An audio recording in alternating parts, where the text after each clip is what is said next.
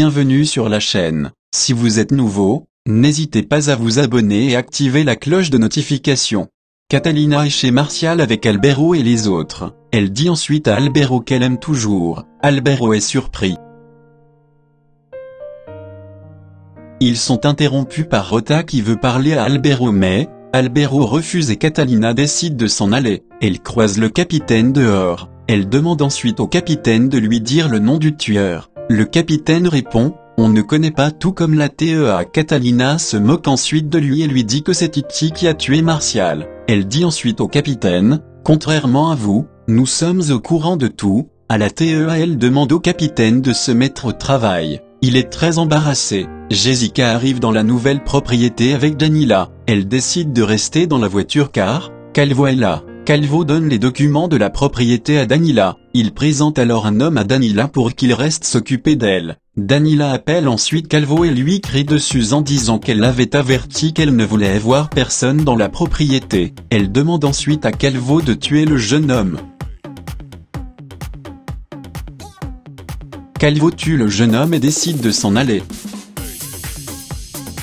Jessica sort de la voiture et demande à Daniela pourquoi il y avait des coups de feu. Daniela dit qu'elle a dû se débarrasser du jeune homme que Calvo a emmené. Jessica dit ensuite, telle mère, telle fille. Elle se balade ensuite dans la maison.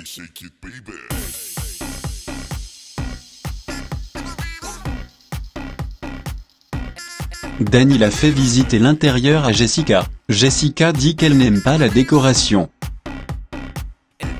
Daniel et Lucia sont dans un village éloigné, à la recherche de la mère de Daniel. Catalina appelle Daniel et lui apprend la nouvelle pour Martial.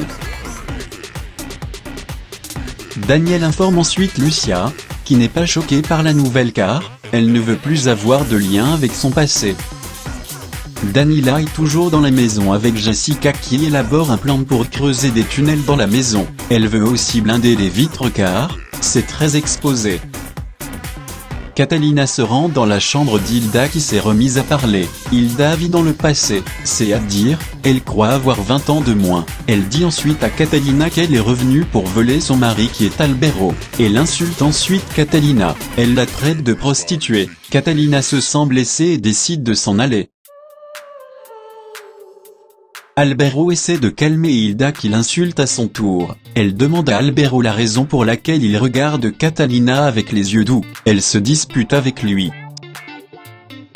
Santiago appelle Catalina et lui dit que ça s'est mal passé au collège des enfants. Catalina lui donne rendez-vous en soirée pour discuter. Catalina la petite se rend dans la chambre d'Hilda. Hilda entend comment Catalina appelle Albero papa, elle est surprise et dit, donc tu as une fille et tu n'as même pas eu le courage de me le dire. Catalina la petite est triste car Hilda ne la reconnaît pas. Albero dit ensuite à Hilda que Catalina la petite est leur fille. Hilda ne veut pas croire. Le médecin explique qu'il est préférable d'interner Hilda dans un hôpital psychiatrique. Albero est triste. Daniel et Lucia continuent de chercher la mère de Daniel. Ils la trouvent ensuite et se rendent compte qu'elle est devenue la chef d'un gang.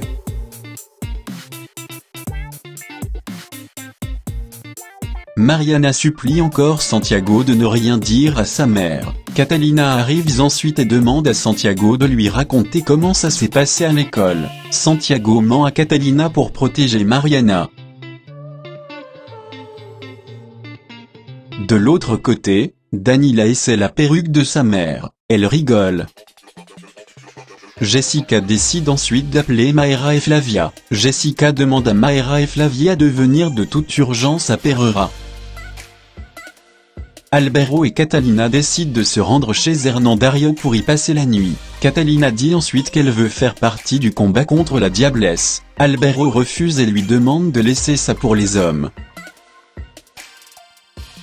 Catalina la Grande lit le testament de Martial. Elle se rend compte qu'il a une fortune énorme. Elle explique ensuite à Santiago. Elle sait que Jessica va faire son possible pour récupérer cette fortune. Catalina dit qu'elle va l'en empêcher.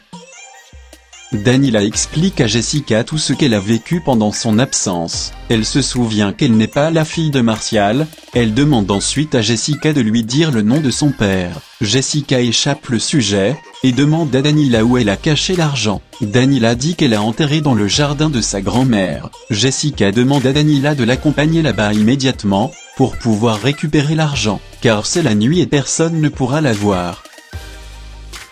Shoki décide d'aller chez la mère de Jessica, pour y mettre le feu. Il découvre l'argent caché par Daniela et le vole.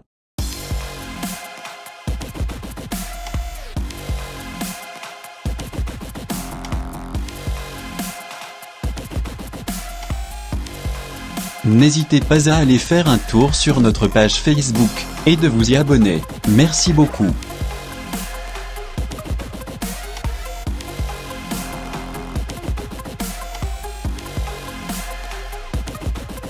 Si vous avez aimé la vidéo, n'hésitez pas à vous abonner, et activer la cloche de notification.